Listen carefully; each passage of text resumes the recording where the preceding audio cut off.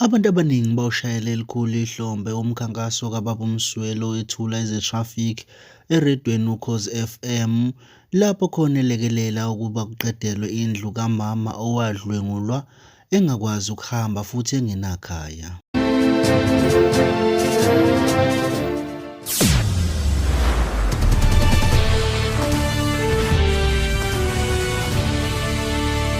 Mbukele lithi kuhle indlela TV sikwamukele futhi. Abantu abaningi ezinkundleni zokuxhumana bamshayele elikhulu ihlombe uMsweli ubaba wethula eze-traffic Ukhozini FM waziwa ngesakhe sithi khuluma njalo ngwenyakithi isigodi iSouth Africa umholi igqabu lamaketango kupa.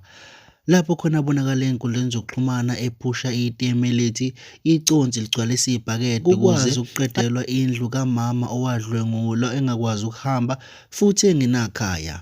Ubese ephuma umkhankaso evakashela iy'nkabi emarenki nakuna wonke onesifiso sokuphosa esivivaneni ukuba bakwazi ukuqedela indlu yakhe bamthengele irufu. Nanku umfanekiso ogciniwe. Bafowethu kuyasuka ukhuluma. Ngicela 10 rand bafowethu. Ngicela 10. Please 10 rand nje kuphela bafowethu. Angithi lapha emjoveni kwadlwengulwa umama lapha. Sizama ukwakha lo yamuzi lo yana. Sekusele iroof o10. Thank you very much. 10. Noma ngathi iconsi igcwasa ibhakede iprogram yethu. Welokuzwa manje uphu 10 fakani phela o10 bafowethu hawo. Fakani bafowethu kuyabheda bafowethu kuyabheda. Sindawonye soyakha le South Africa. Lo mama ukhubazekile uhamba ngezandla indla yiko kumfana kwamdlwengulwa. Thank you so much. Thank you. Welokuzwa manje. Welokuzwa. Khawela kithi. Ushunika 10 nje kuphela. Khawela Zulu. Inkosi ibusise.